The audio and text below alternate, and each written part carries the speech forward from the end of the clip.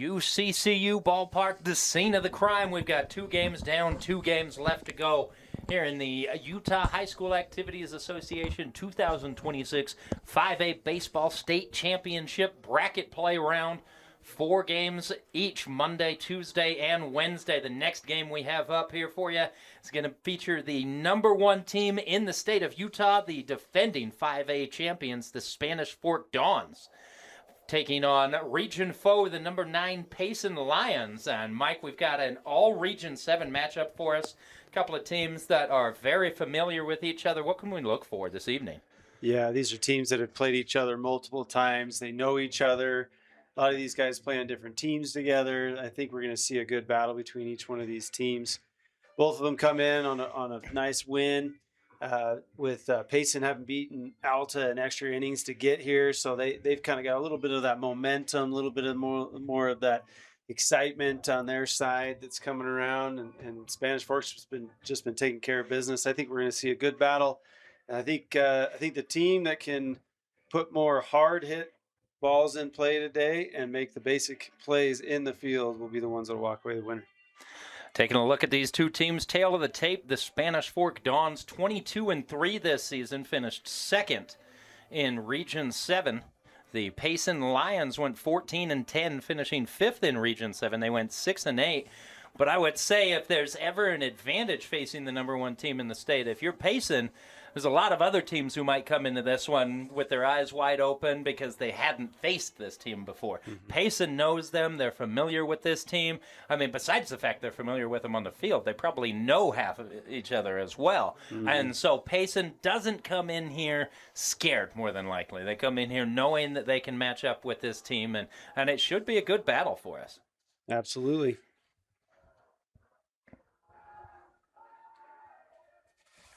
So leading off for the Payson Lions, it's going to be Briggs and Hauser in the leadoff spot. The shortstop batting second for Payson is Ty Marvin and playing left field in the 3-hole.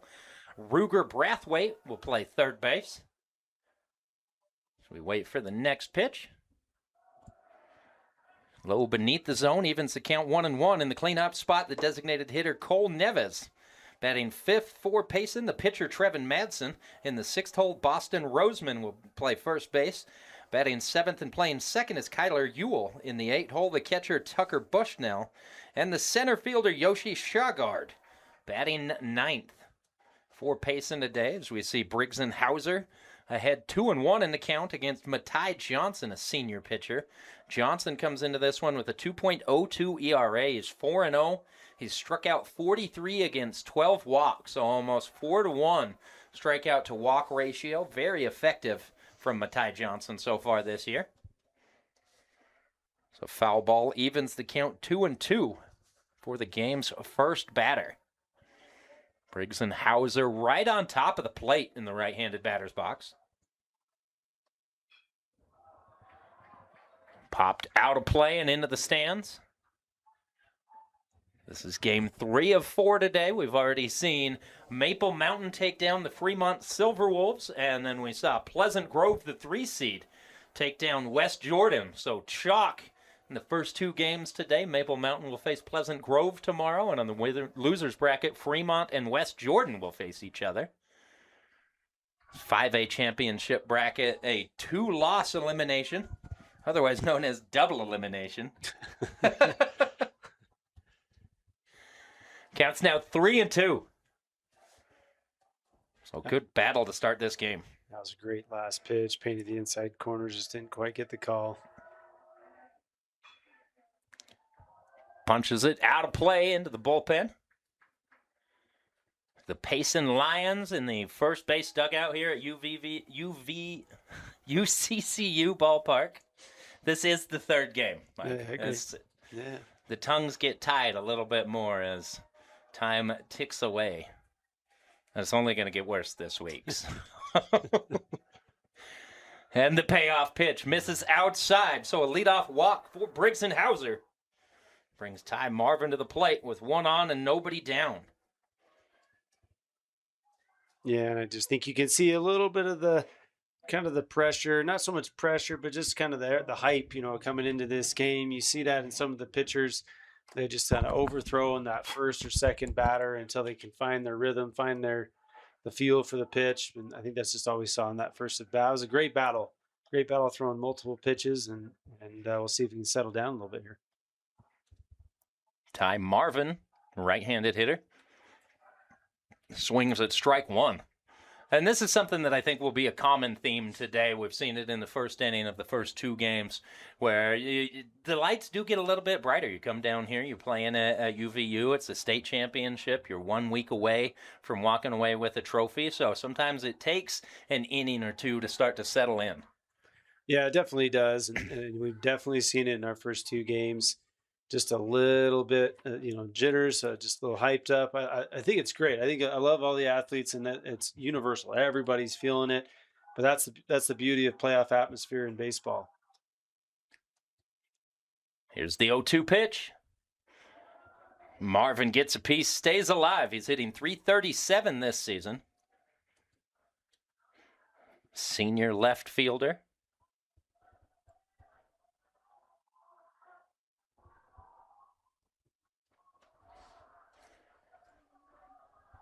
We mentioned Payson, 5th place in Region 7 this year. They went 6-8.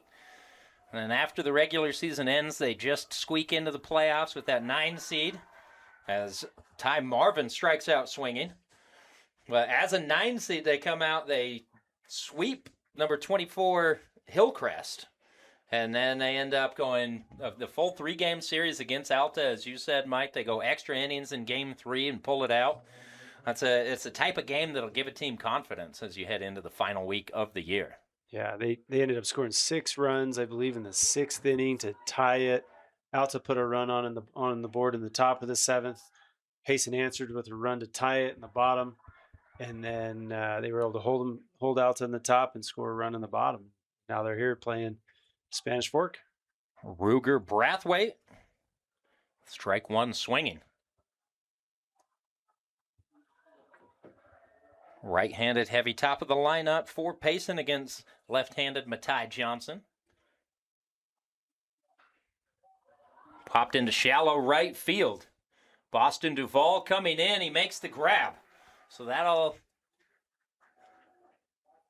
it's now 2 down here for Spanish Fork in the top of the first inning. Let's give you the defensive alignment for Spanish Fork. Left to right in the outfield, Pratt Morley, Nixon Warren, and Boston Duvall.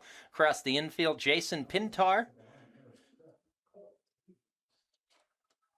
We've got Nelson at short, Cody McLean at second, Sammy Dart at first, Trig Clower behind the plate, catching Matai Johnson.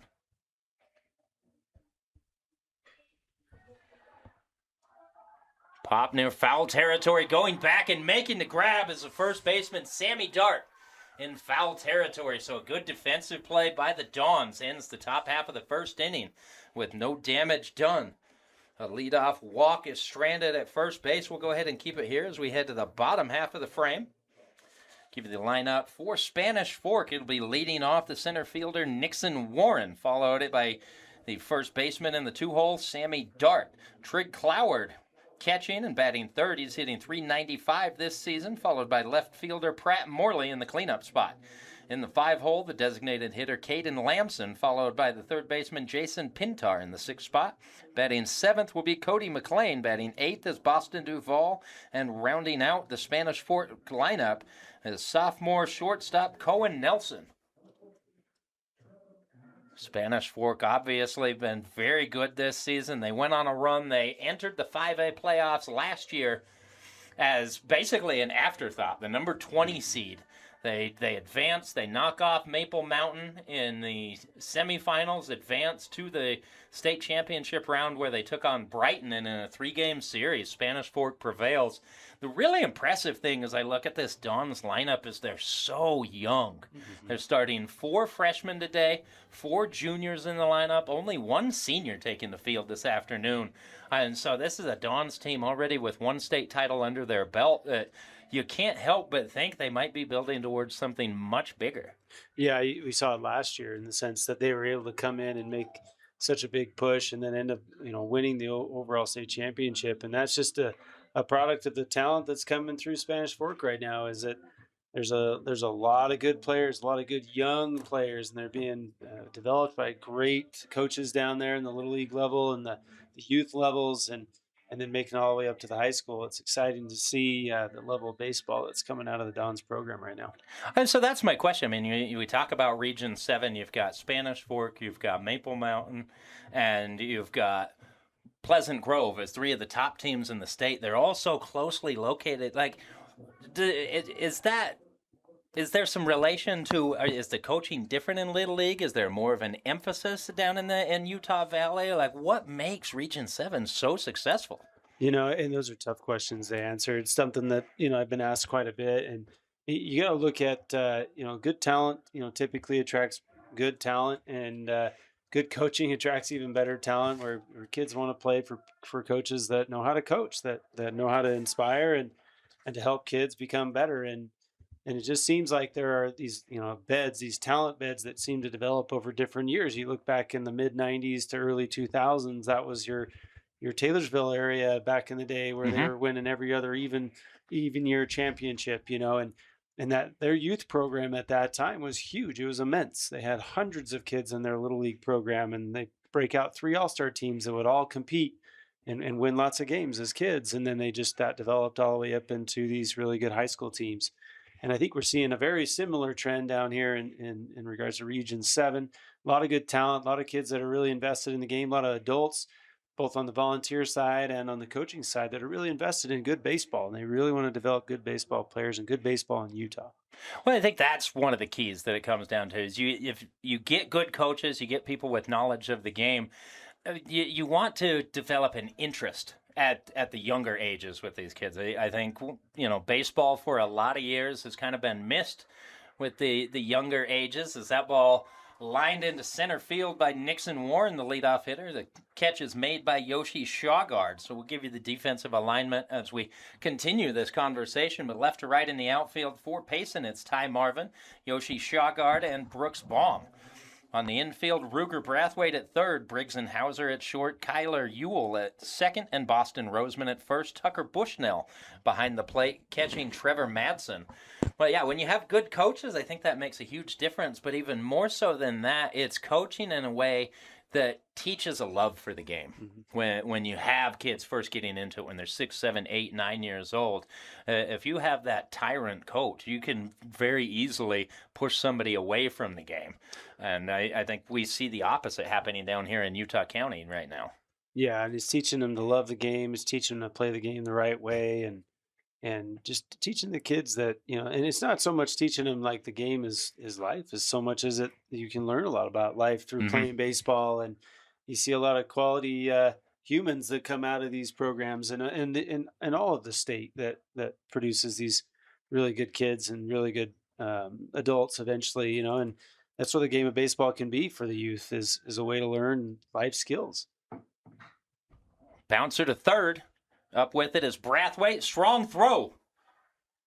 Retires Sammy Dart just in time, about a half step. Throw beats Dart, bringing Trig Cloward to the plate.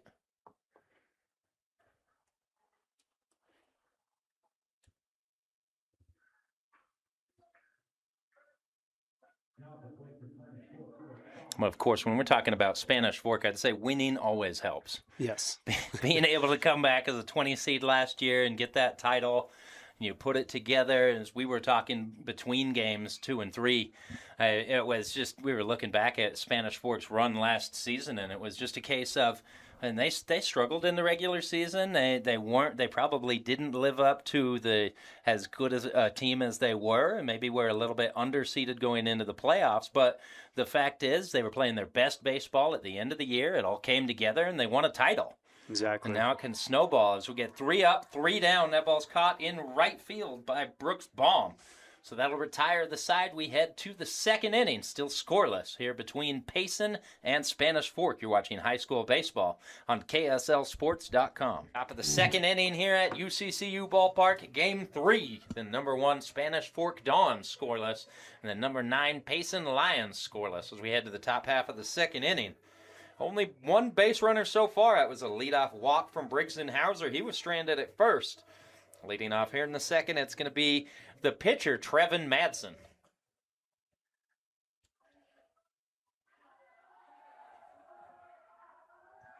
Madsen, a right-handed hitter, into the box. Takes strike one. Trevin Madsen hitting .282 this season. Wrapping up his junior year. There's strike two swinging.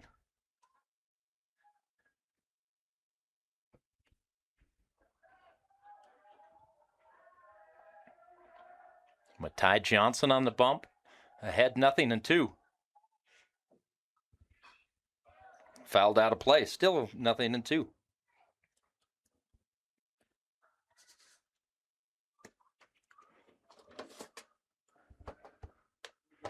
Spanish Fork with a couple of wins over Payson this year.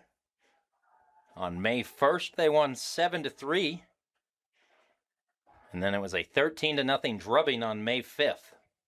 So Payson trying to get some payback here. And what better way than in the state championship?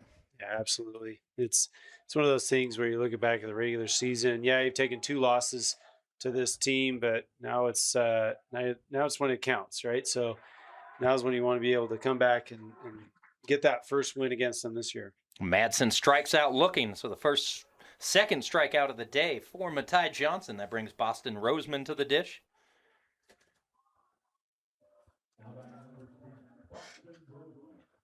This is something that I've started to notice, and maybe this is the old man yelling at clouds coming out in me, but pitchers wearing eye black. When did that become a thing? I don't have an answer for that one. But I do like the fact that, we in the age where I feel like we've seen a lot more pitchers only or POs, there's a lot of these pitchers, and especially in these last 3 games that we've been watching, right? I think every one of the pitchers is hit on both sides. Yeah, I think Matai Johnson not being in the lineup is the first pitcher today who has not hit.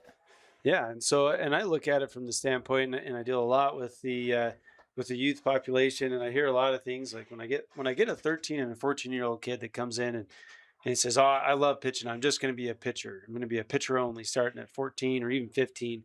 I kind of look at him and I say, "It really isn't the greatest idea." And the reason I say that isn't so much I don't want them to pitch, is that they need to continue to develop as an athlete, and it's really hard to do if you're just pitching. It's a really hard thing to do if you're not getting the reps in and playing other positions. So pitching only, I get why people will do it at a certain ages where, maybe if that's your skill set, and maybe if you're to the point where if you look at your team, you've got somebody who's going to be better than you at another position. Maybe it kind of forces you to be a PO at that point. I'm fine with that. But choosing to be a PO when you could contribute to your team because of your athleticism, I'm not sure I agree with that. And back-to-back strikeouts looking from Matai Johnson, bringing Kyler Ewell to the plate. And I think that's very similar to the argument about single-sport athletes.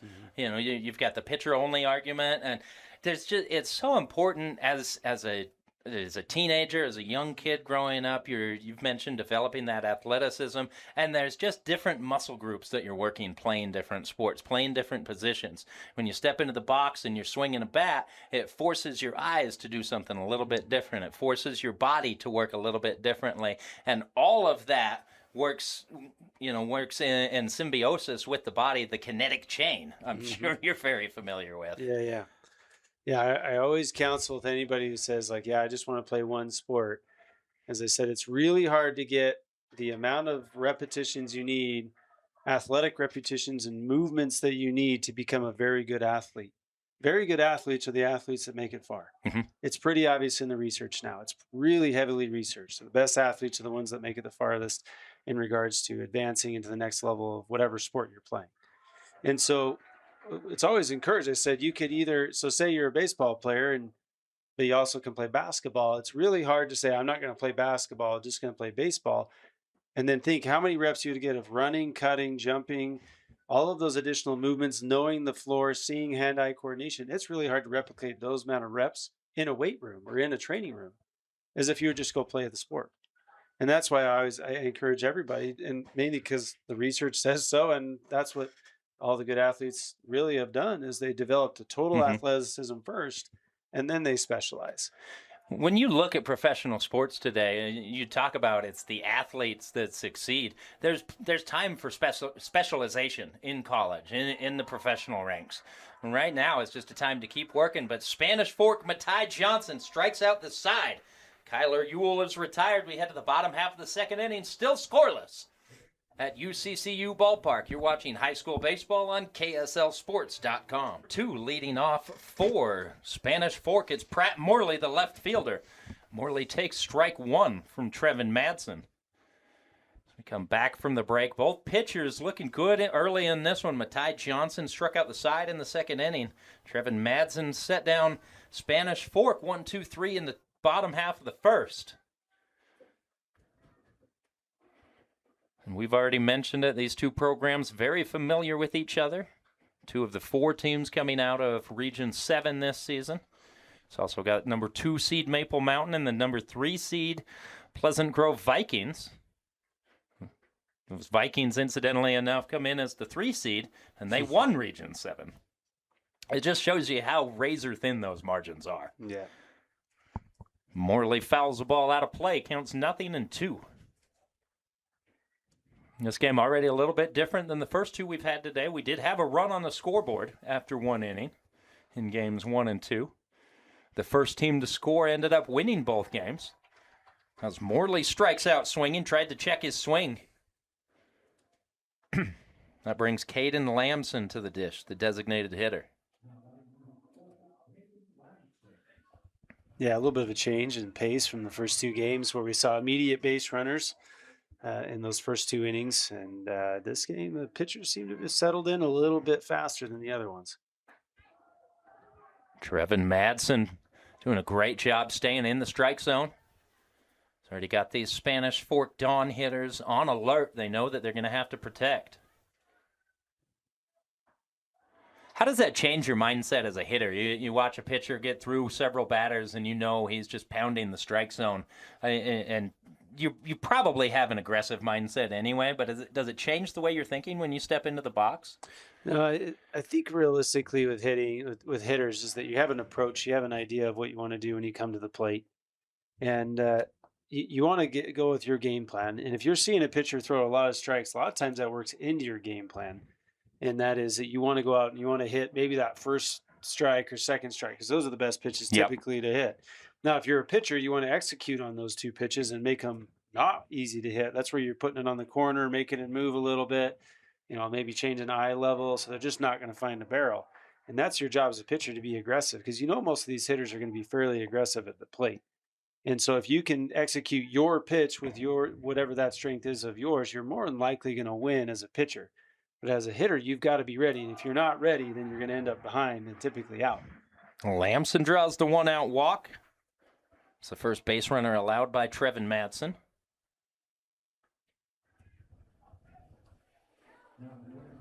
So if you were facing a pitcher who was in the zone, were you typically more likely to put a good swing on that first pitch that you see in the at-bat? Yeah, I would typically try to jump all over that first pitch. And it's one of those, it's cat and mouse game. That's just pitching and hitting.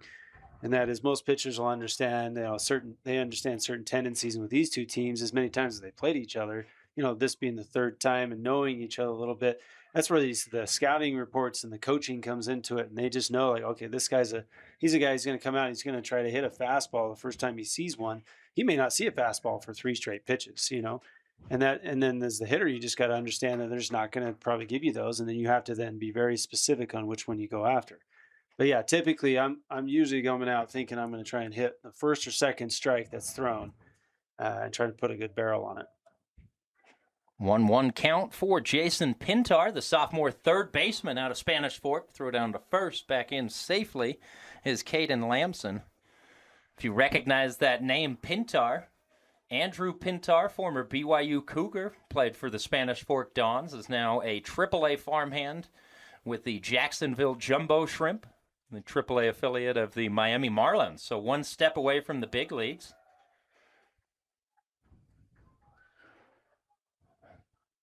Prep baseball and just the skill level of players in this state always astounds me. as I start getting late in the high school season. I start scouting and watching these guys a little bit more, and then you see how many prep players in the Beehive State actually advance to the collegiate level. It's a massive number.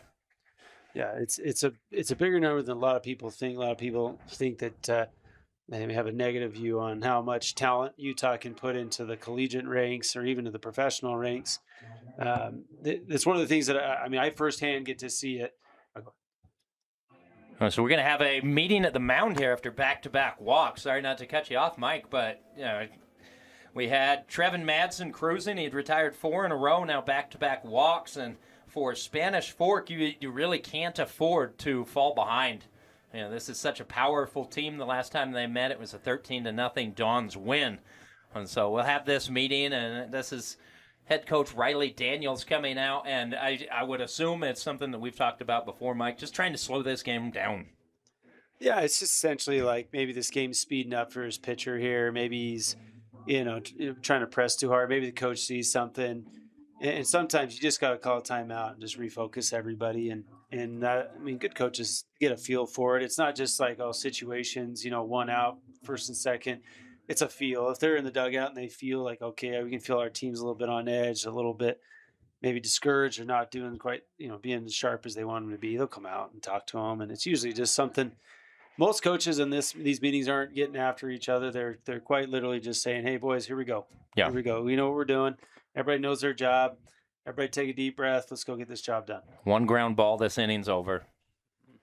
Just execute, get it done. Here's the pitch to Cody McLean, hitting .351 this season. McLean takes ball 1.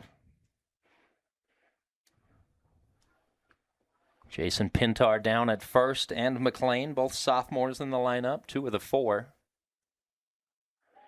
That ball gets past the catcher all the way to the backstop. Both runners will advance on the play. So Spanish Fork now with 2 in scoring position and 1 down here in the bottom of the 2nd inning. And that drastically changes the scenario here if you're Payson. Double play no longer in order. You've got 2 in scoring position. This is where you need Trevin Madsen to execute his pitches. Yeah, and you see Payson immediately here trying to get the out at home, bringing the infield in. Now, Payson knows what's on the line right here. They know how difficult this Payson lineup can be, and they know how difficult the Spanish Fork lineup can be. And then on the other side, equally, they know that it's such a strong pitching staff with Matai Johnson making the start that you can't afford to fall behind by very much. So that pitch misses high. Counts now 3-1 for Cody McLean. First base is open. If McLean reaches, Boston Duvall will hit. And it's not ideal to load the bases, but again, now you gotta force out with this walk here. Now you've got to force at any base. Play at home becomes a lot more simple. I definitely wouldn't say easy, but simple. This is going to allow your infielders to play back a little bit, maybe go after the double play now and get out of this inning again. So again, not the worst thing, not the best thing in the world, but loading the bases here gives you a force out and more opportunities to get multiple outs at one time. Here's Duvall. Takes strike 1, and as you said, Mike, Payson up the middle playing double play depth. On the corners, they're going to play in, trying to take away any play at the plate.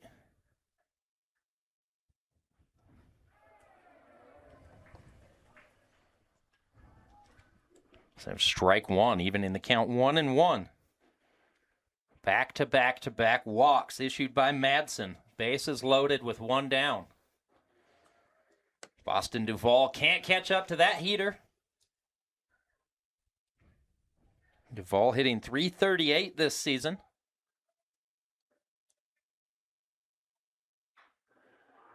Baltimore chop, back to the pitcher. Fields it. The throw is high, but they retire the runner. So Duvall is out. Spanish Fork scores. They lead 1-0. Duvall will be retired on the fielder's choice. That's Lamson coming home to score. And here's the 9-hole hitter, Cohen Nelson. Not the prettiest way to get the run across, but I don't think anybody would care as long as the run does cross.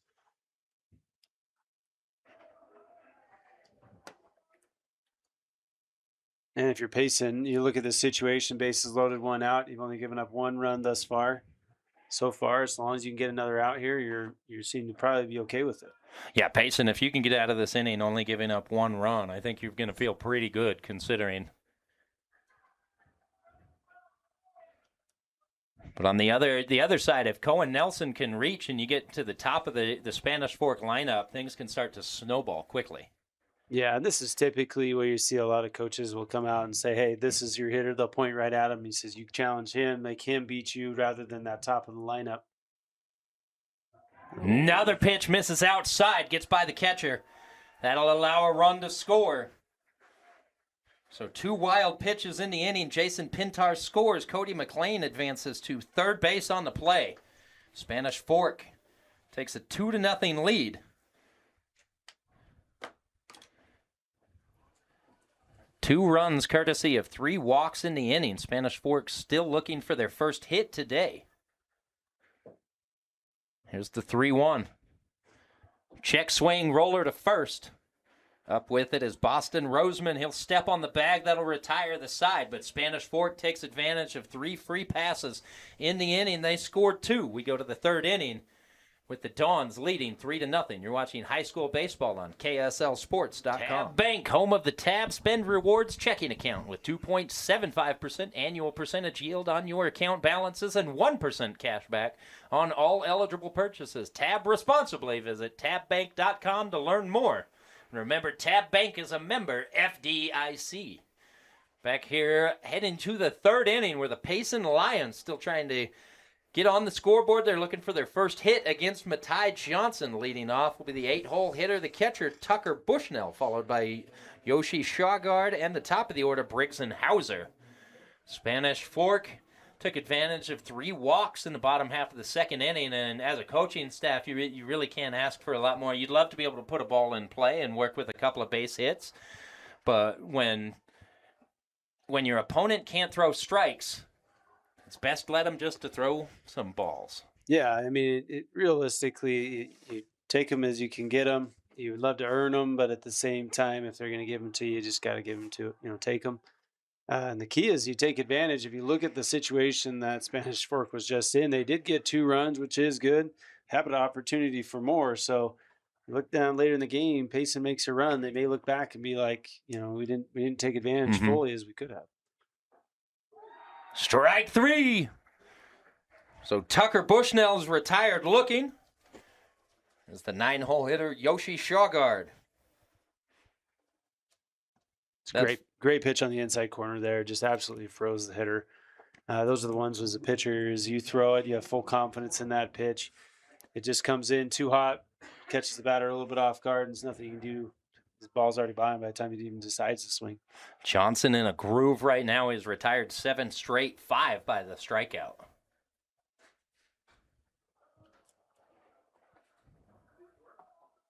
Had a lot of strikeouts today. In the previous game, Pleasant Grove's Ryder Huntsman struck out 15, went 6 perfect innings before getting pulled. It's been a pitcher-dominated afternoon, I would say. So there's another strike. Yoshi swings through that one. Counts 0-2.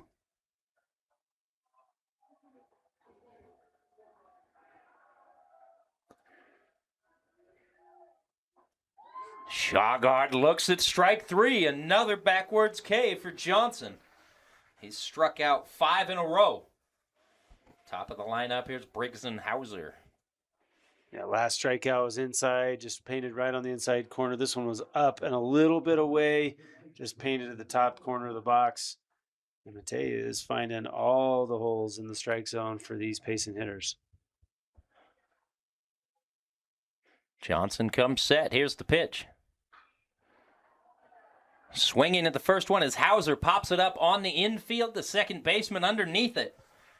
Ewell makes the grab. That'll retire the side. Sorry, that's Cody McLean making the grab, retires the side. We head to the bottom half of the 3rd inning. Spanish Fork leading 2-0. You're watching high school baseball on KSLSports.com. To you. While we all love spending time supporting our high school teams, Waddup's Insurance Agency is the team that will support and help protect you.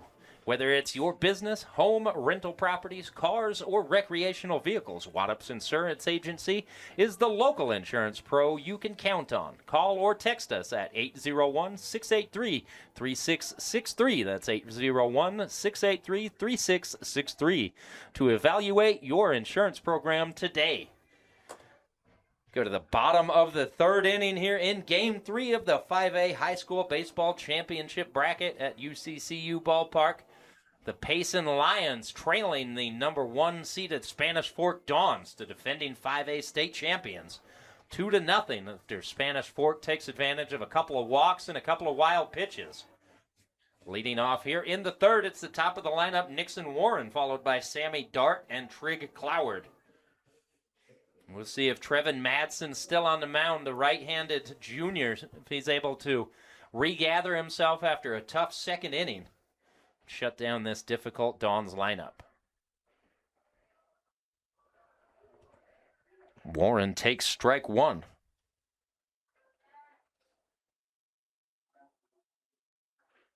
Yeah, if you're Payson pitcher here, you've got to get ahead of these hitters.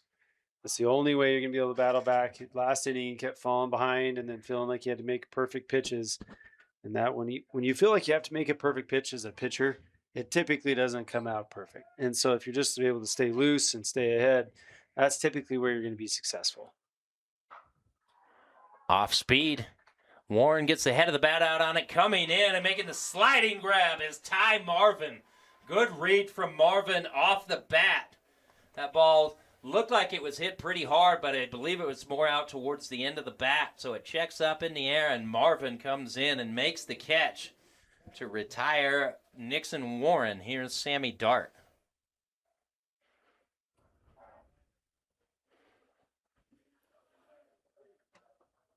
On a sunnier day, that might have been a difficult play. With all this cloud cover, it makes it easier for Ty Marvin.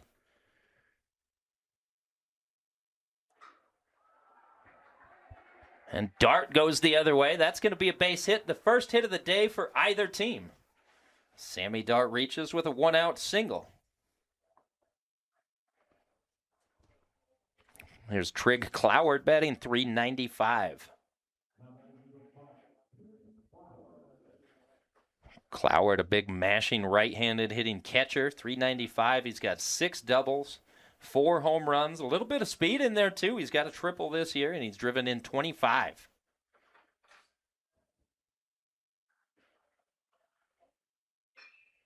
Swings at the first pitch. That'll be extra bases. Down the right field line, it bounces to the wall.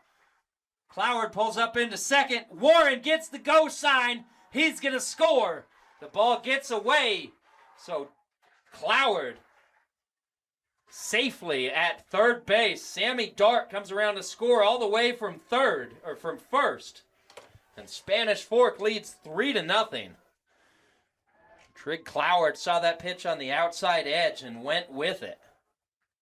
Yeah, it's just great hitting. It's just great hitting. You look at guys, they'll think it'd be really aggressive, and they almost kind of try to hump up and pull something. Trig did not do that. He saw the pitch away, simply just kind of pushed his hands out to the outside corner, got the barrel to it, and drove it right down the right field line, one hopping the wall.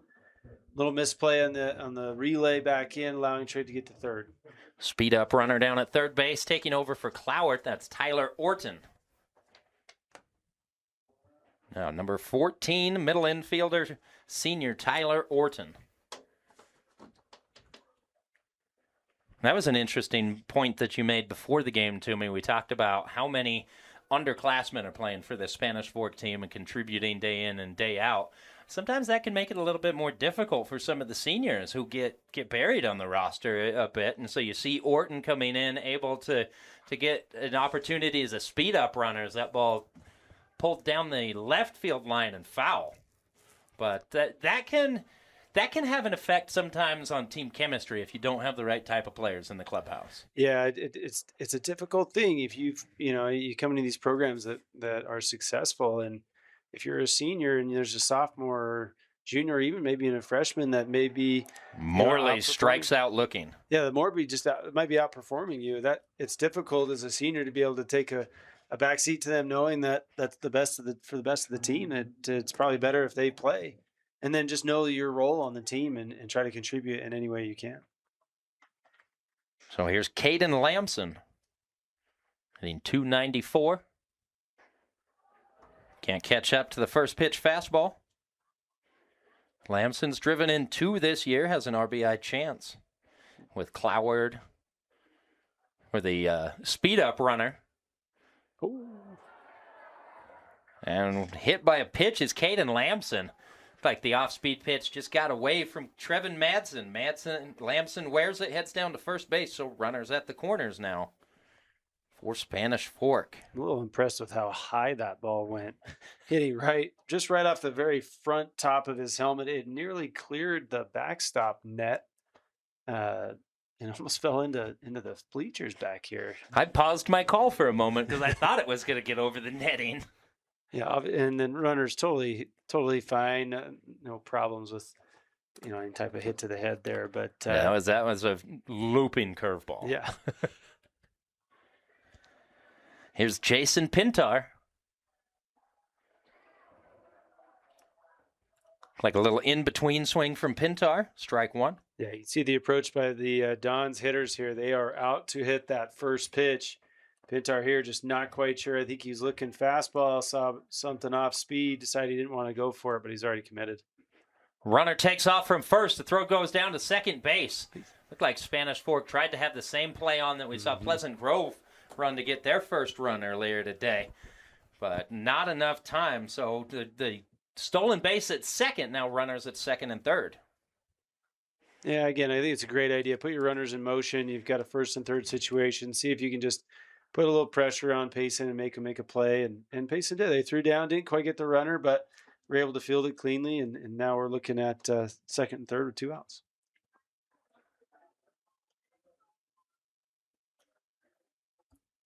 Here's the 2-1. Misses outside. Now 3-1 on the Dons sophomore third baseman.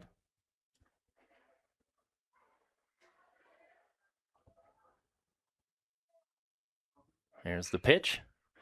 Hot shot to first. Good play. Boston Roseman steps on the bag. That'll retire the side. Spanish Fork able to add 1 run. They lead 3-0 after 3 innings of play. You're watching high school baseball on KSLSports.com.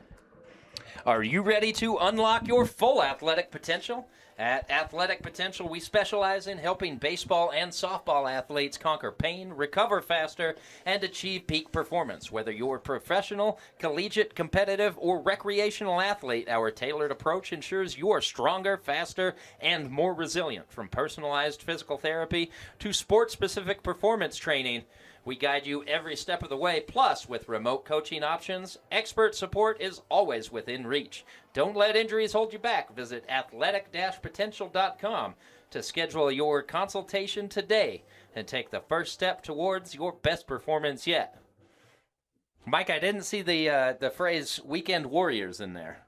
So am I not allowed? Oh, you're allowed. It's all athletes, really. It's just more the nature of the practice of my experience in baseball and with softball. That's just predominantly who I've been taking care of for the past 4 years over at Athletic Potential. But yeah, all athletes are welcome. So when you go to do your weekend long pickleball tournaments, you come back in when everything hurts on Monday. Well, I think you already threw the qualifier in that disqualifies me, and that's athletes being welcome. I no longer reach that designation. So the first pitch is fouled out of play. This is Ty Marvin leading off here in the third inning. The Payson Lions fell behind 3-0. They gave up 2 runs to Spanish Fork in the second inning, 2 wild pitches and 3 walks. Did the damage there, and then Spanish Fork comes back. They get another run in the third for this 3-0 lead.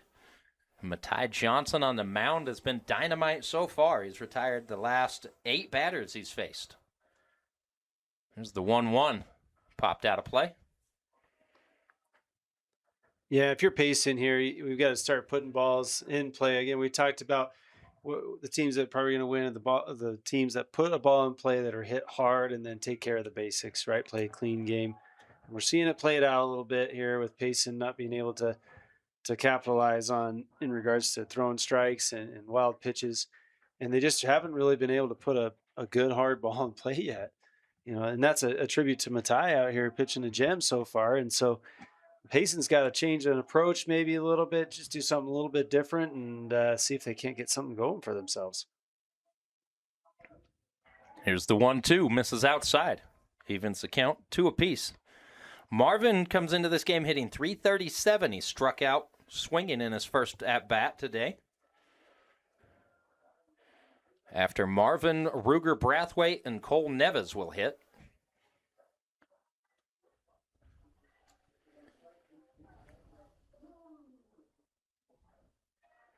Matai Johnson didn't look quite as dominant in the first inning, but he's really looked sharp in the second and third and here into the fourth, and he's been efficient with his pitches as well, as that one's popped into right field.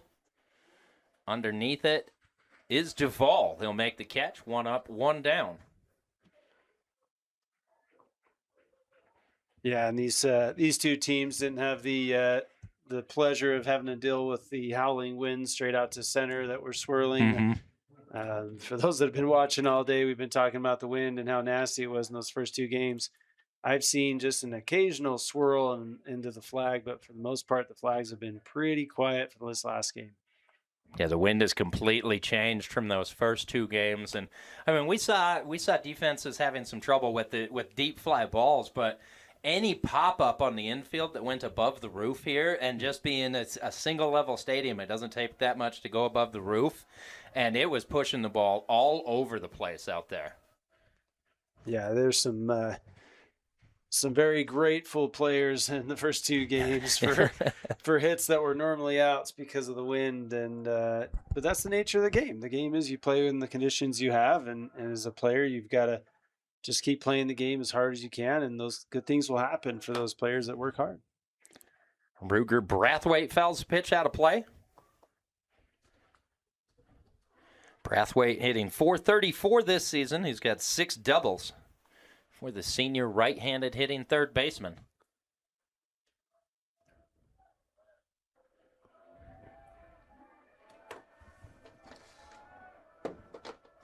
This Payson team was shut out by Spanish Fork the last time they faced each other. Fly ball center field. Nixon Warren is there to make the play.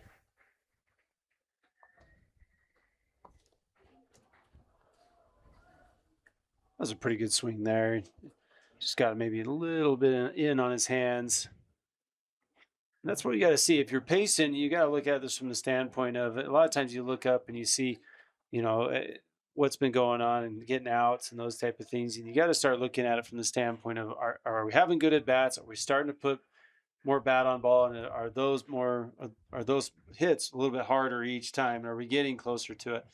Because it's a 3-0 game, and we already know this. In a 3-0 game, it can turn around in a heartbeat. So as Payson, you just got to keep going up there and trying to get on base, have good ABs, and good things will happen. Johnson misses outside, counts 1-1 on Cole Neves, the designated hitter. Neves hitting .333.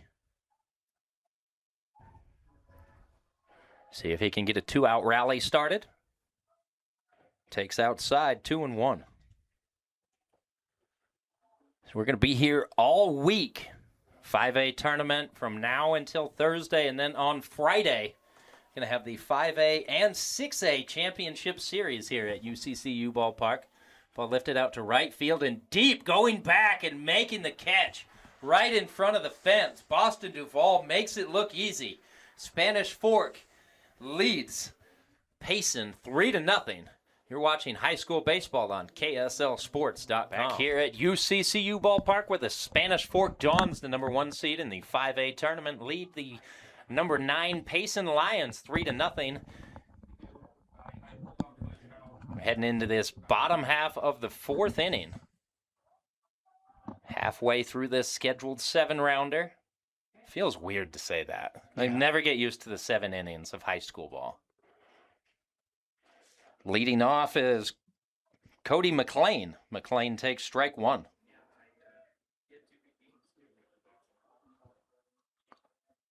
A pitch misses outside. That's the same pitch from Trevin Madsen that got away and allowed base runners to advance a couple of times. He's got to find a way to command that outside edge of the plate a little bit better.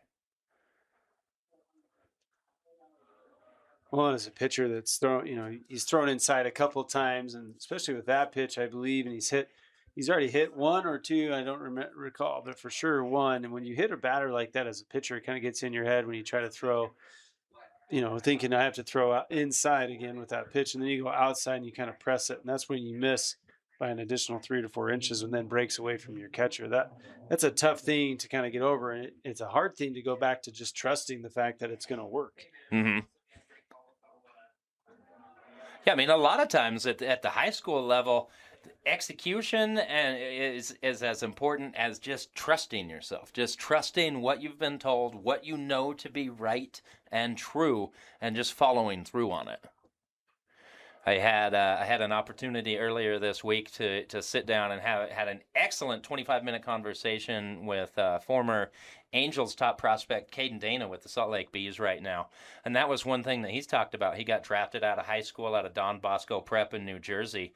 And he said one of the biggest changes for him in his professional career has been as strike three looking McLean strikes out for the first out of the inning.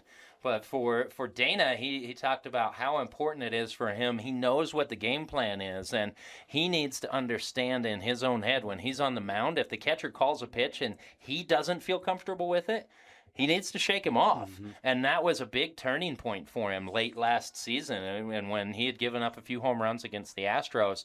And then he said something clicked, and he just started trusting. And if his catcher, Logan Ohapi, called for a pitch that he didn't feel like was right, he shook him off. And even now, months later, I asked him about shaking off your veteran catcher. He said it still feels wrong. But as a pitcher, you need to be able to do it. It's so important. The 2-0 pitch misses high. Yeah, it's definitely is absolutely something to be said. If you are not committed to throwing a pitch as a pitcher, the chances of that pitch being successful are just not as good. And so you can hope and throw it over there, and occasionally you'll get away with it. But I'm pretty sure some of the longest home runs I ever gave up in my career were on pitches that I was like, maybe I should throw this here, That conviction's important. As Boston Duvall draws the one-out walk. So what does it take as a pitcher to learn and develop that trust? I mean, obviously not everybody gets there. But like, what's the mental process to go through and reach that point? Well, there's times where you just got to put enough reps in as a pitcher to trust all the pitches that you throw, and then know that if you spend enough time on a team with a catcher, with a coach, and they'll come to understand what your strengths are and understand that that, hey, I know this guy is going to want to throw this pitch. And it's always fun as a pitcher. You're out on the mound, and say you get 1-2, 0-2 on a batter, and in your head, you're thinking of a specific pitch you want to throw. Catcher throws down the exact pitch you're thinking. And those are the times where you're like, yeah, we're all on the same page. We all get it. And those are the times where you're like, oh yeah, this is the right call. And those are the times you have that full conviction. And usually those are the pitches that get outs. Boston Duvall down at first base. He's got 9 stolen bases. Cohen Nelson at the plate, the 9-hole hitter for Spanish Fork. That last pitch just missed inside, but it's one of those as a pitcher you can look at and be like, oh, I missed inside. Maybe I was a little too close to hitting him, but that's a great pitch because right now that batter has been seeing outside, and now he's going to be able to have to change his mind or his eye set to see if he can get back to it. Well, that's exactly what you said. Madsen went back to the outside corner, and Cohen Nelson lifts it, flies out to right field. Brooks Baum was positioned perfectly. Now 2 down in the inning. Top of the lineup, Nixon Warren coming to the plate. And we've got a unique advantage of looking up or looking down on home plate from where we're sitting. That pitch right there would have been a just dribbler out had it been about 2 more inches outside. That was middle third, like middle to outer third, and that's why he was able to get a barrel to it and hit it to the outfield. But if that pitch is just a little further outside, that ball is just pounded straight into the ground, and probably for a double play to your second baseman or your first baseman. Still a great pitch. Good stop by the catcher. Tucker Bushnell backhands it.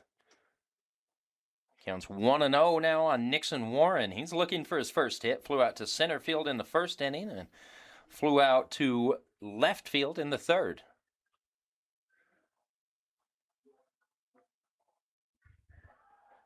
Runner takes off. Good throw down to second base.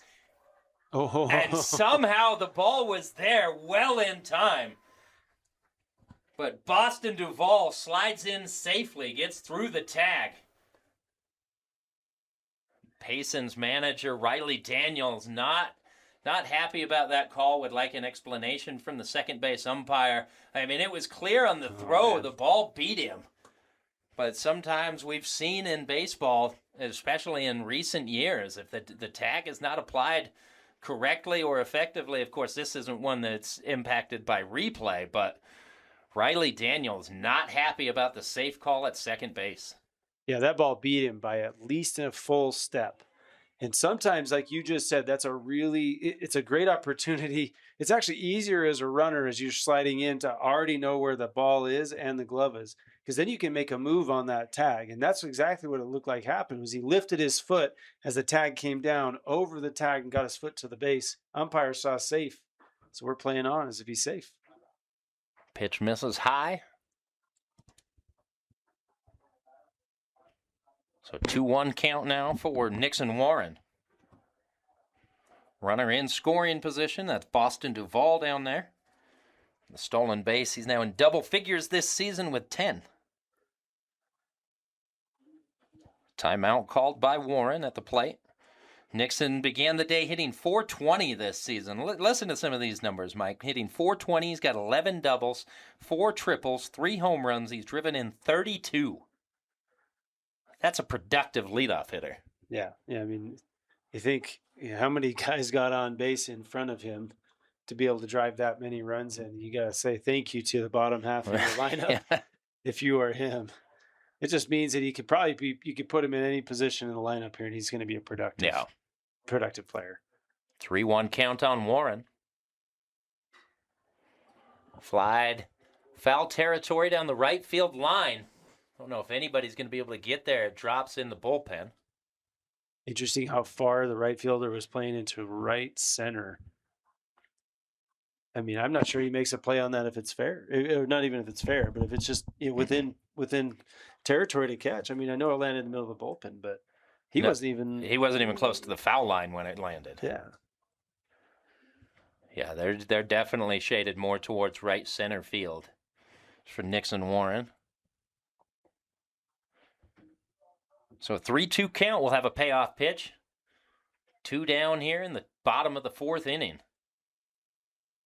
Got it. And Warren gets hit in the back. That one doesn't feel good. The fastball right between the shoulder blades. Brings Sammy Dart to the plate.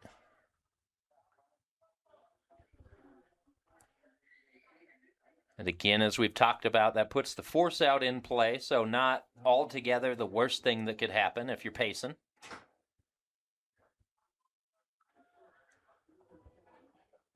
No, and his wild pitches earlier in the game, they came on outside pitches to right-handed hitter. We got a left-handed hitter now. Sometimes as a pitcher, you can change just having a batter in a different box will change your eyes enough that it'll, essentially make you kind of shift the way your ball release is so that you start throwing a little bit more over the plate. Be able to locate a little bit further on your arm side in regard if you're right-handed. So we just saw that first pitch strike was exactly where he wanted it. And now his second pitch right here on the foul ball, that was on the outer third. So he's now be able to come back and locate 2 good pitches right here to Dart. Is that kind of like a forced reset as a pitcher? Yeah, I mean, it's an interesting concept to think of how our eyes work. So a lot of times when you look at your target, as we got an 0-2 pitch here coming to Dart, got him. Dart strikes out swinging. So go ahead and hang on to that thought, Mike. We can get back to it in the next inning. So that'll end the top half of the 4th inning. Spanish Fork dominating in this one. They lead 3-0. You're watching high school baseball on KSLSports.com. Tab Bank, home of the Tab Spend Rewards checking account with 2.75% annual percentage yield on your account balances and 1% cash back on all eligible purchases. Tab responsibly. Visit tabbank.com to learn more. Member FDIC. Back here at UCCU Ballpark where the 9-seed Payson Lions trying to battle back as we head to the 5th against the top-seeded Spanish Fork Dons. Spanish Fork scored 2 in the 2nd, added 1 more in the 3rd. They hold a commanding 3-0 lead. We enter the top half of the fifth. Matai Johnson on the mound for Spanish Fork. Johnson's looked good. After walking the first batter he faced, he's retired 12 straight. Yeah, sometimes it takes a pitcher a full inning, sometimes just one batter. In Matai's case, it sounded like he just needed one batter to kind of settle things down, and since then he's been dialed in. Now, the Payson starting pitcher is counterpoint Trevin Madsen at the plate. Madsen began the day hitting .282, quickly behind 0-2 against Johnson.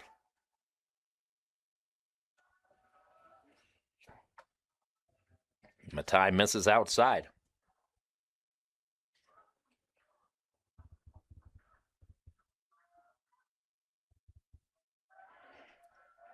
I'm about to commit a terrible broadcasting mistake, and I know it going in.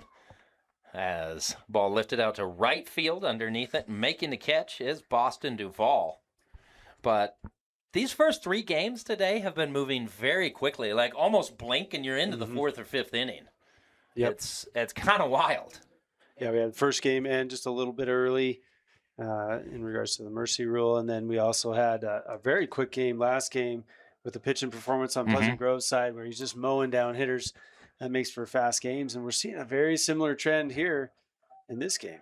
Yeah, these pitching battles end up moving quickly, and when you're only going 7 innings in the high school ranks, it gets late early. Here's the 1-0. Strike one. So Boston Roseman. Roseman struck out looking in the second. Takes the off-speed pitch for a strike on the inside corner. Counts 1-2.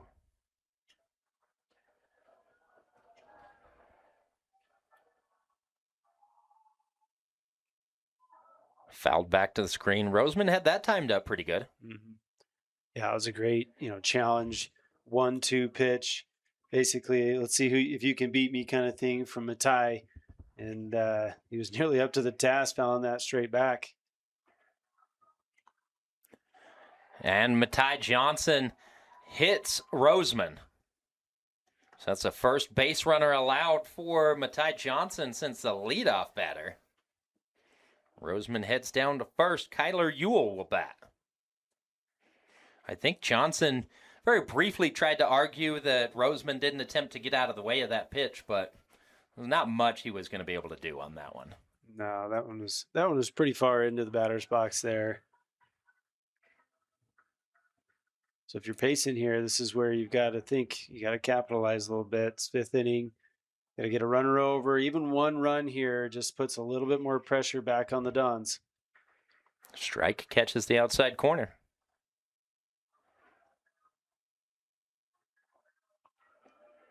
The sun starting to peek out from behind the clouds here late in the afternoon in Utah County.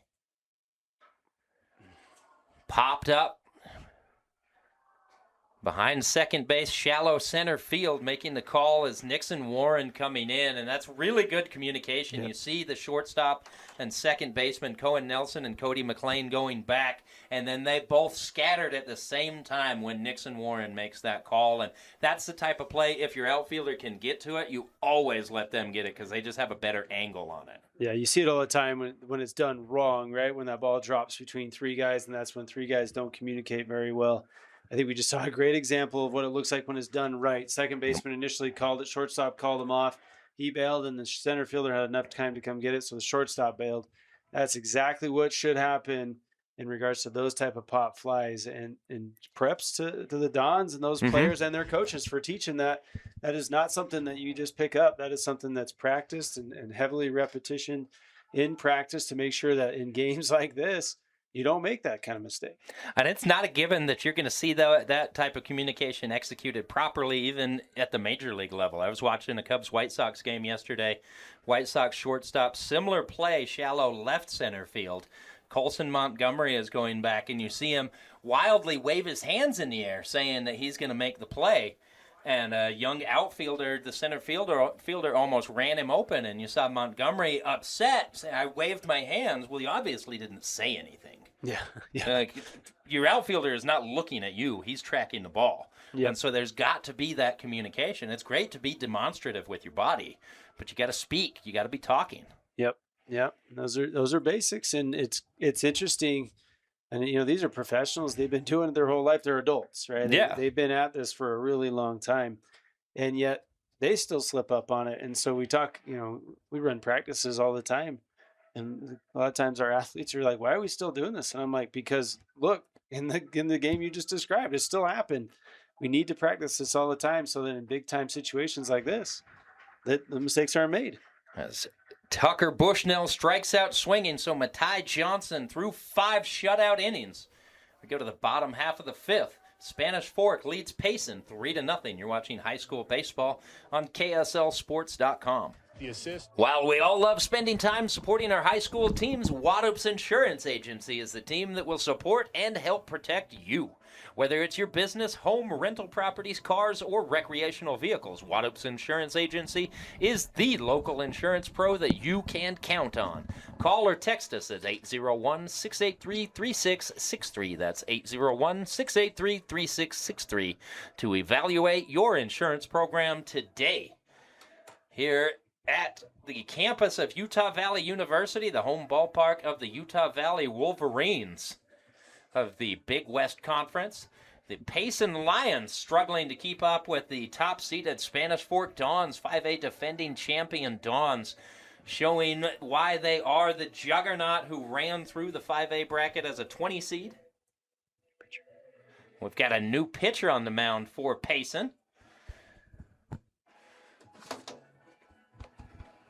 So that's going to be Cole Neves taking over for the Payson Lions as they trail 3-0. We head to the bottom half of the 5th inning.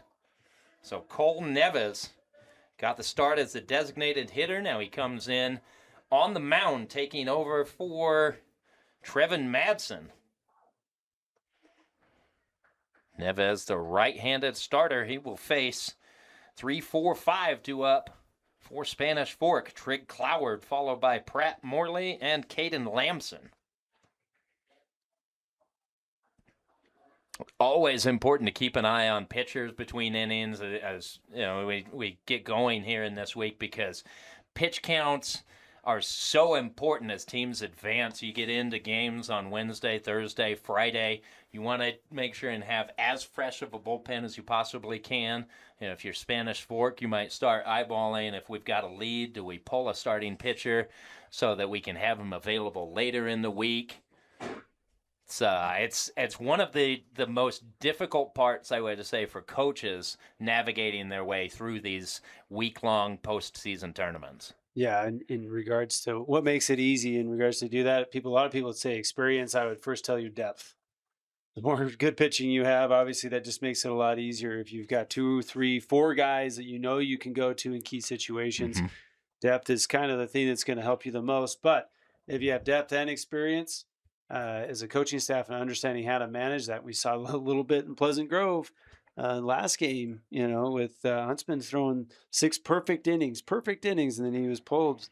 And then, another pitcher was put in the 7th. And we talked about how the mindset as that ball's laced down left field line, has the distance, but it is foul.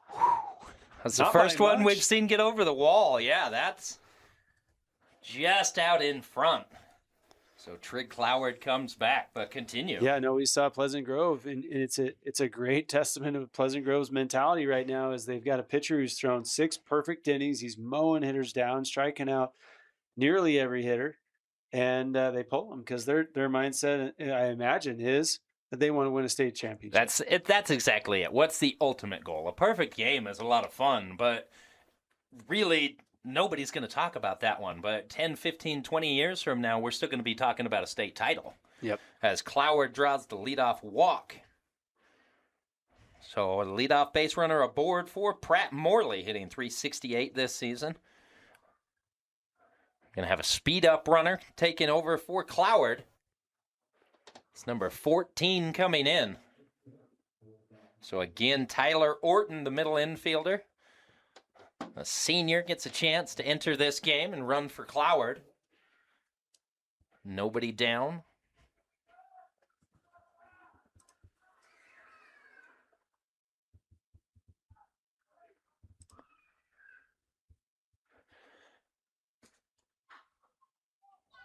First pitch swinging, fouls it into the seats.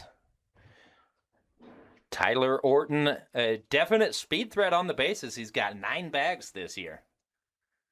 So we'll see with nobody down here in the inning, Spanish Fork, if they want to try and manufacture some insurance runs here in the inning. Neves comes set. Check to first. Back in safely is the runner.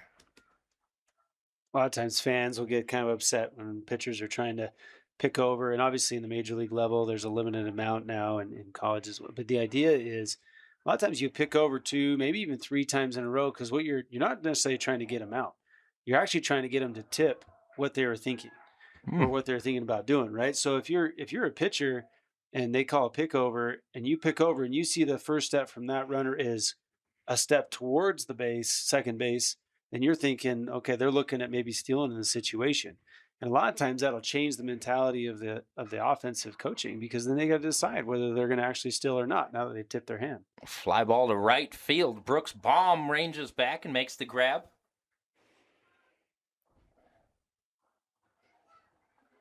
So Pratt Morley is retired. That brings Caden Lamson to the plate. Lamson hitting .294 this season.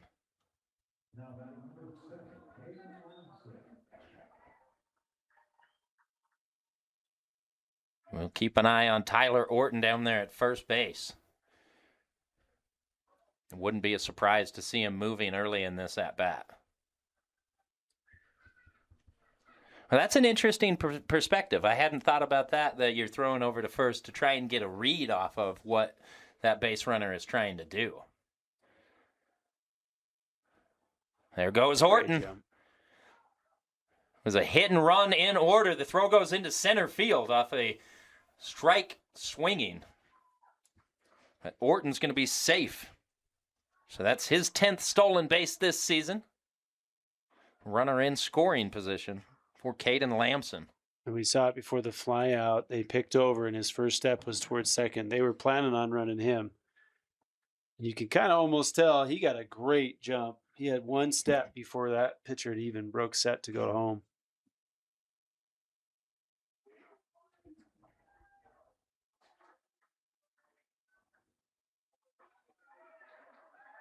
It's another swinging strike. The speed on the base paths can be such a difference maker when you have 2 evenly matched teams, but one that likes to get runners in motion. I mean, it makes such a huge difference, can be a real separator. Here's the 0-2. As Caden Lamson just gets a piece to stay alive. That was more of a protective swing than anything. I like it when hitters do that, when they know that they just don't want to leave it in the umpire's hands. Yep. And so maybe that pitch, I mean, from our vantage point, that pitch looked, probably outside by a couple inches, but you just don't want to give an umpire a chance to ring you up on that. Great job just fouling that ball off. And here's the 0-2. Off speed, up above the zone. Retire Lamson. Here's Jason Pintar coming to the plate, another right-handed hitter.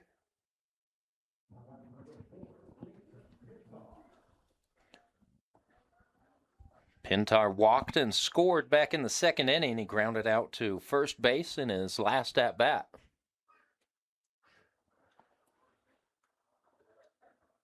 The next and final game we have today will feature the number 4 Westfield Longhorns against the plucky underdog Skyline Eagles, the 21 seed. And if you think a 21 seed has no chance, well, I refer you to the 2025 season when Spanish Fork won as a 20 seed. So everybody's alive this week. Yeah, we already talked about it. Teams that get hot at the right time can make a big run. Strike 2 catches the corner. Pintar behind 0-2.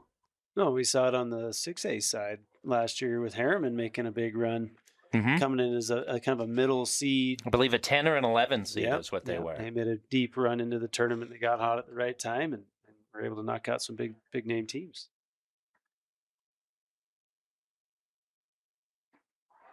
And strike three looking. Jason Pintar's retired. That'll retire the side. We head to the sixth. Payson trails Spanish Fork 3-0. You're watching high school baseball on KSLSports.com. Back here at UCCU Ballpark, where the Spanish Fork Dons lead the Payson Lions 3-0. The top of the sixth inning, and are you ready to unlock your full athletic potential? At Athletic Potential, we specialize in helping baseball and softball athletes conquer pain, recover faster, and achieve peak performance. Whether you're a professional, collegiate, competitive, or recreational athlete, our tailored approach ensures you're stronger, faster, and more resilient. From personalized physical therapy to sports-specific performance training, we guide you every step of the way. Plus, with remote coaching options, expert support is always within reach. Don't let injuries hold you back. Visit athletic-potential.com today to schedule your consultation and take the first step towards your best performance yet. Leading off the sixth for Payson, the bottom of the lineup is senior center fielder Yoshi Shawgard. Yoshi squares around and pulls the bat back, takes ball one high and inside.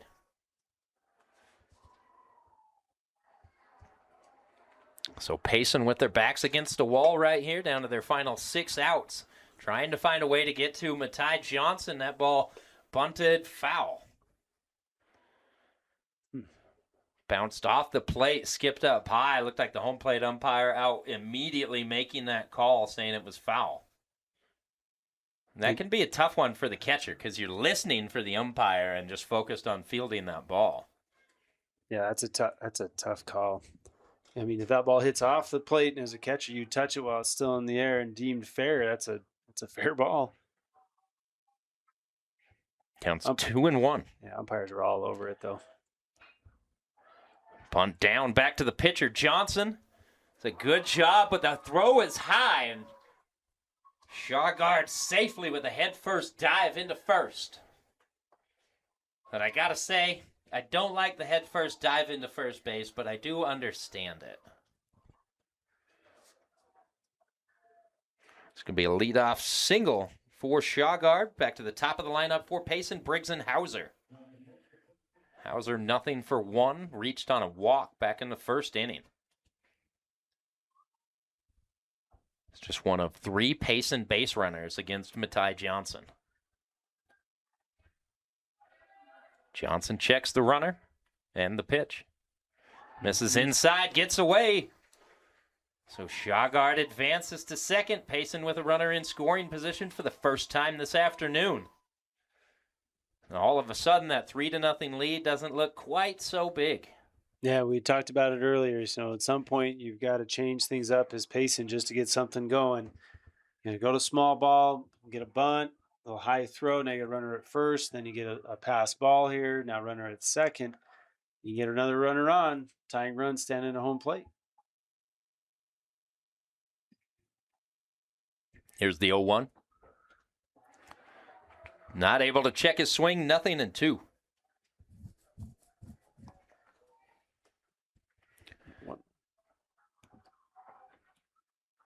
Check that 1-1 count on Hauser. Following Hauser, it'll be Ty Marvin and Ruger Brathwaite.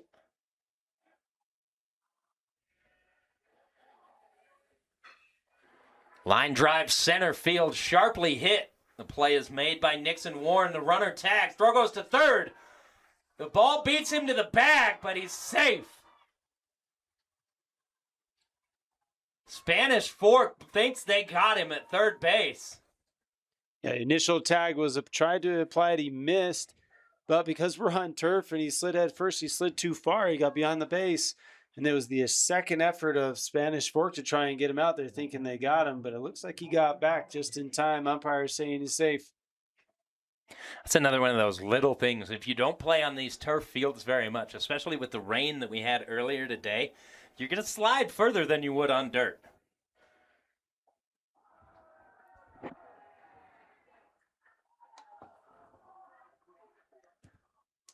So one down here in the inning. There's Ty Marvin at the plate.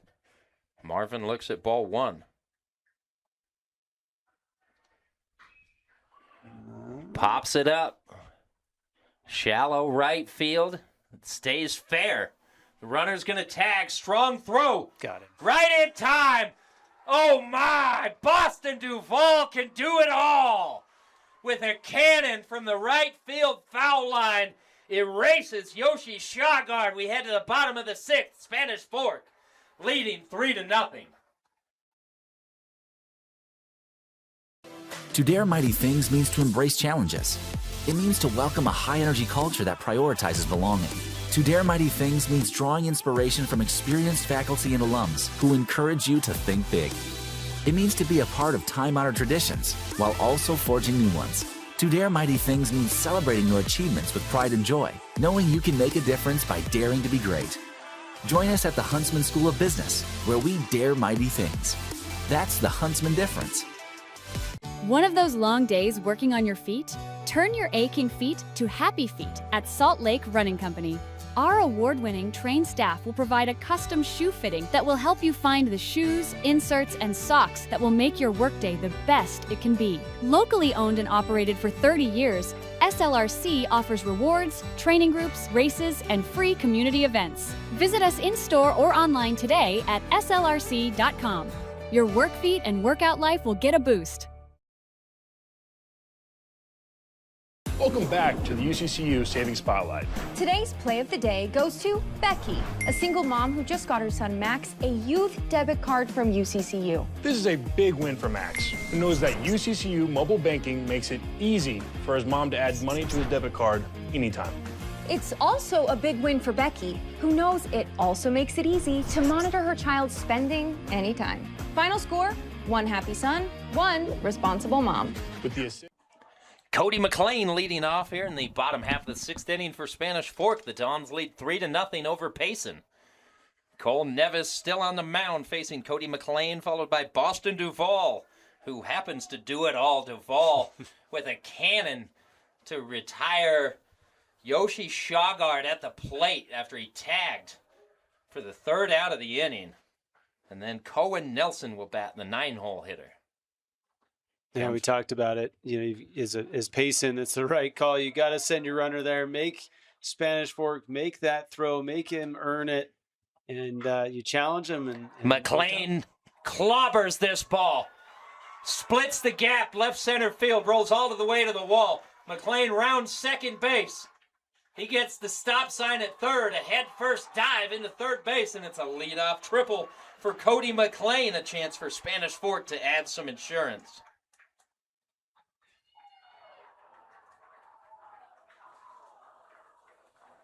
Yeah, going back to that throw by Boston Duvall, if you're Payson, you have to tag. You have to try and score on that play. And when you get thrown out, it's nothing more than just a tip of the cap. Yep. Hey, you made a great play. Yep. You beat us. That's the beauty of it right there. You just got to challenge each other and see who can execute at the right time.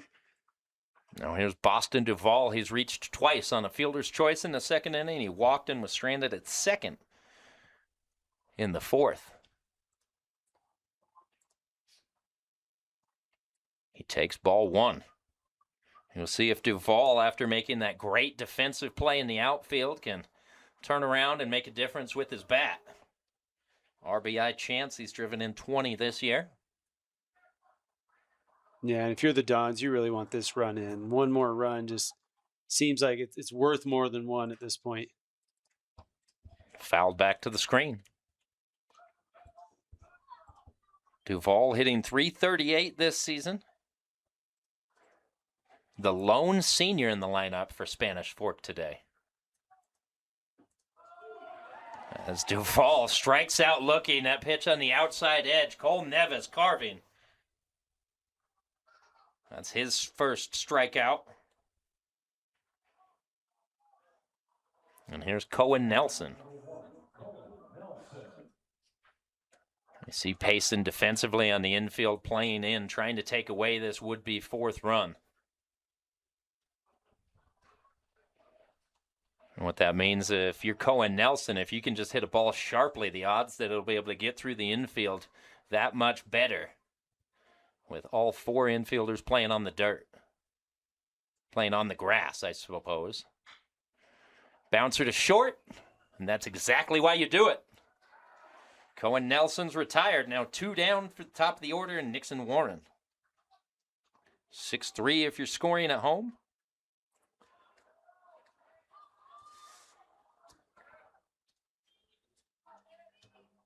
For Payson in the top half of the 7th inning, it's going to be the heart of the order. It'll be Ruger, Brathwaite, Cole Neves, and Trevin Madsen.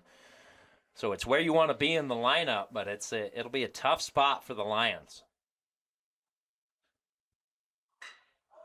First pitch swinging, RBI single right back up the middle. Nixon Warren gets the job done. Great job by Nixon. Just, you can see these hitters that just kind of have a nice approach. They're basically going to take whatever the pitcher gives them there.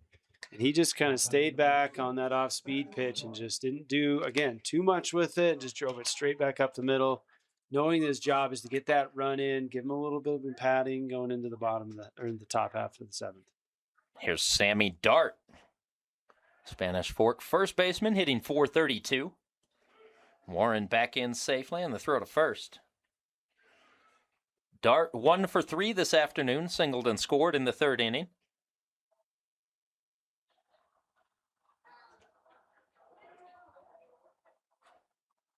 The Dart surname grabbing a little bit of notoriety in the state of Utah. New York Giants quarterback Jackson Dart. I believe his younger brother Diesel Dart playing football at Corner Canyon now.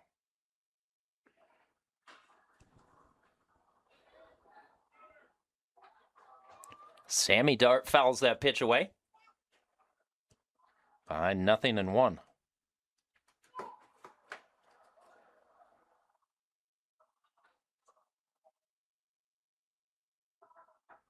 Looking down in the Spanish Fork bullpen, nobody working, so I would assume it's going to be Matai Johnson's ball in the 7th inning as that throw to first gets away. Nixon Warren on his horse, turns the corner, gets all the way to the 3rd. That's what you get. Your right fielder is playing in right center. He's shaded so far away, that ball rolls all the way down to the bullpen, and there's just nobody to get to it. Now that is a long run for both of those fielders. I believe the first baseman picked that ball up. He did. After going to get it on turf like this with this much foul ground.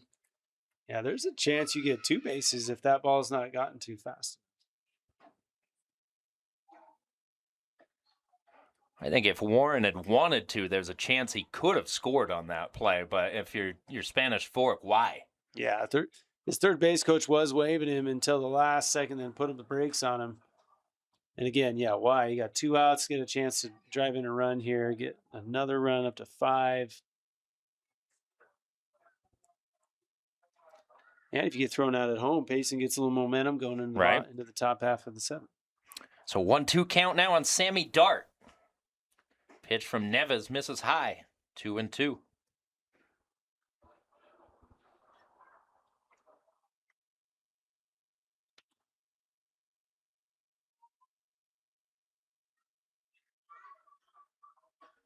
Another off-speed pitch misses high. The winner of this ball game will play tomorrow night in the final game of the evening, Game 4. It'll be a 7 p.m. first pitch. Here's the payoff pitch. Misses up high, so a 2-out walk issued to Sammy Dart. Dons now have runners at the corners for Trig Cloward, and Cloward has been good at the plate today. He's walked. He also doubled back in the 3rd inning. He's 1 for 2 with a walk.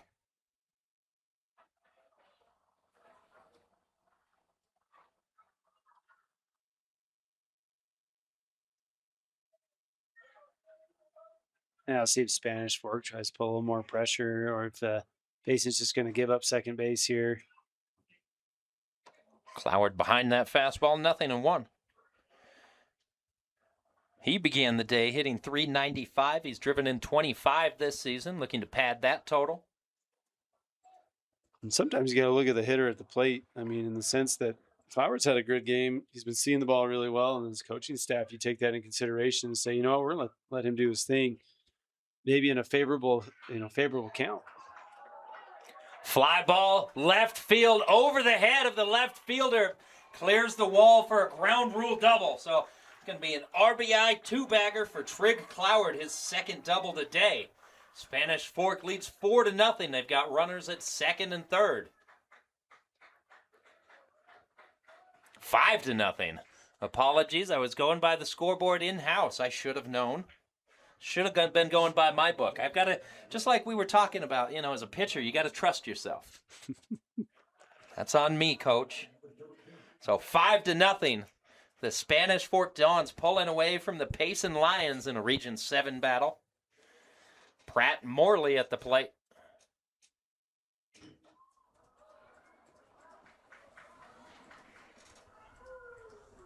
Yeah, if you're the Dons, this is what you wanted right here. Right, just go put up a crooked number in this inning.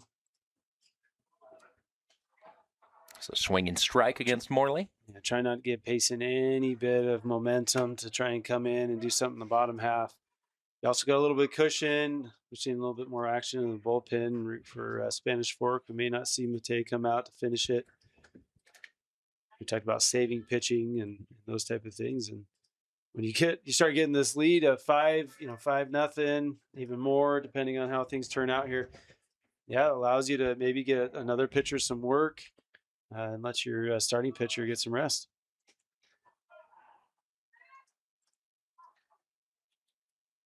I'm not certain on the number down there in the bullpen, but I think that's number 8, Nixon Warren, warming up. So 1-1 count here on Pratt Morley. The pitch from Neves misses outside.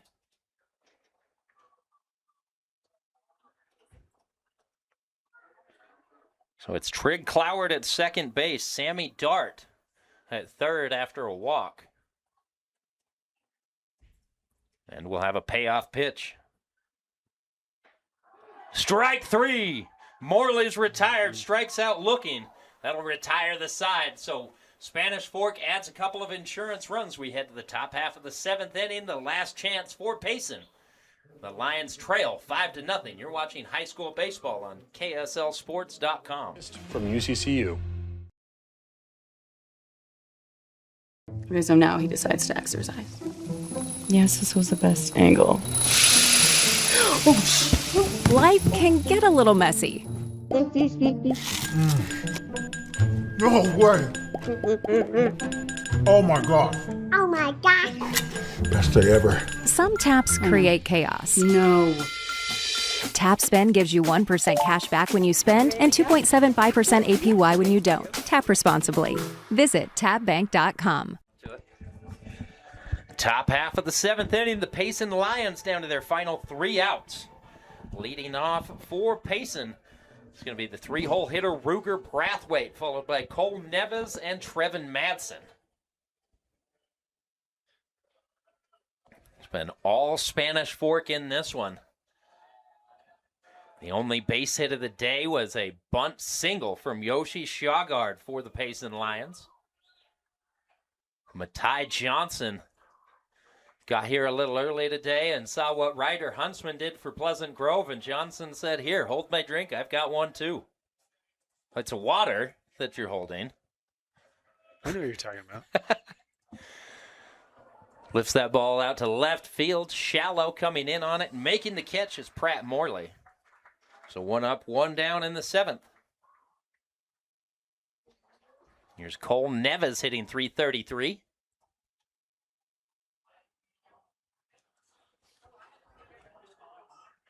Matai Johnson still on the mound, working a gym. 6 1/3 innings of 1-hit baseball. He's only allowed 3 base runners today, 1 walk, 1 hit by a pitch, and 1 infield single.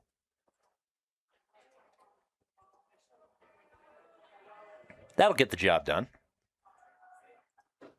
Yeah, had he not come in and pitched after Pleasant Grove's game, we'd have probably be talking a little bit differently, watching Hunt's been strike out so many and make such a big noise about his outing. I mean, Matei has thrown an absolute gem. He has. He has thrown an absolute gem. He's had these Payson hitters second guessing all evening.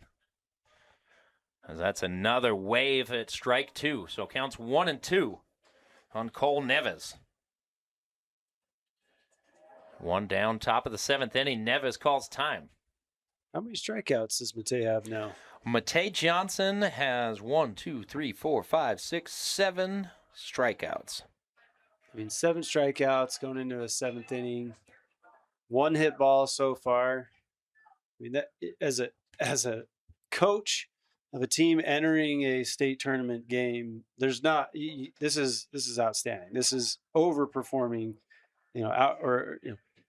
Outperforming the expectation. I mean, he didn't only give your team a chance; he pretty much just shut down Payson for 6 innings, and now hopefully to finish it out for 7.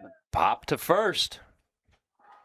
Sammy Dart calls everybody off, makes the grab, so 2 up, 2 down. Matei Johnson, we've talked so much today about the importance of managing your pitching staff, managing the pitches that you have. And now Matei Johnson just 1 out away from throwing a one-hitter complete game. And what that can do to set you up as you go into the rest of the week. You've got a completely fresh bullpen. You've got everybody available to you. And this is going to put the Spanish Fork Dons in a great position if Johnson can finish this one out. Misses outside to Trevin Madsen. Yeah, you talk to any coach in the state tournament, and the first thing they'll say is, we hope we have enough depth in pitching. And then you say, we hope that our pitchers are able to take as many innings and get as many outs as possible. And it's teams that are able to manage their pitching well, and the pitchers go out and challenge hitters and get outs. And then defenses play clean games, and those are the teams that end up winning championships. Well, and that's the key. You said it right there. It's the pitchers that have success are the ones who are challenging, the ones who are staying in the strike zone. They're not worrying about nibbling. They're not worrying about the edges. They're going right after their opponent. They're going with their best stuff. And it's been effective. Matei Johnson, Ryder Huntsman, we've seen some really good pitching performances here in day 1 of the 5A tournament.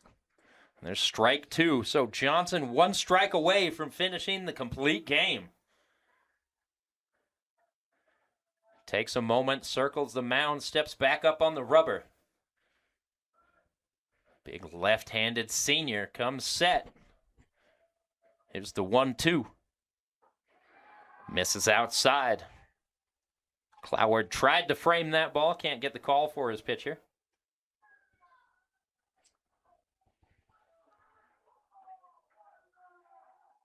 Spanish Fork Dons fan, you a little frustrated, want to end the game on that one? Here's the 2-2. Fouled straight back. So we'll do it again. If Madsen can reach, Boston Roseman will hit. Still a long road to climb here for Payson.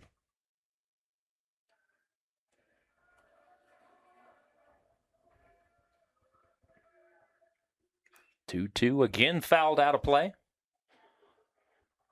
Nice battle. Madsen doing a good job, forcing Johnson to throw more pitches. This is what you want to see out of your hitters if you're Payson. You know you're down 5. You got 1 strike left. I mean, you want your batters. You want every one of your hitters that walks to that plate being ready to go and having a good AB, having the right mindset. Another foul ball. Turned into a gorgeous day at the ballpark. We drove in here and it was raining. It was overcast. Mm-hmm. It was under 40 degrees this morning, and now it's just gorgeous. The sun is out. This ballpark looks great. Rush hour traffic passing, and the storm brought some snow-capped mountains. Fresh and beautiful as a fly to center field. Underneath it is Nixon Warren. And Matei Johnson, a one-hit shutout, shuts down the Payson Lions. The Spanish Fork Dons, the number 1 seed in the 5A tournament, advance with a 5-0 win. What are your takeaways from this one, Mike? Yeah, we talked about in the beginning the team that can hit the ball hard on the ground consistently and also play clean defense is going to win this game. But realistically, Matej Johnson came out and threw an absolute gem. You're not going to win against a pitcher who's going to come out and throw a one-hit complete game shutout in a state tournament game. He brought his A game. He had the right mindset from the beginning. Spanish Fork Dons looked tough. They look tough and look like they're trying to come back and repeat. The defending 5A state champions coming in as the number 1 seed. They win game 1 on the back of Matej Johnson, a one-hit shutout. Johnson strikes out 7. He'll be our player of the game. So the Spanish Fork Dons advance. They'll stay in the winner's bracket. They'll play at 7 o'clock tomorrow night. They'll face the winner of our final game today, the number 21 Skyline Eagles and the number 4 Westfield Longhorns. The Payson Lions drop into the loser's bracket. They'll play tomorrow at 1:30. They will play the loser of Skyline and Westfield. I'm Brian Priest. He's Mike Matthews. The Spanish Fork Dons take down the Payson Lions 5-0. You're watching high school baseball on KSLSports.com.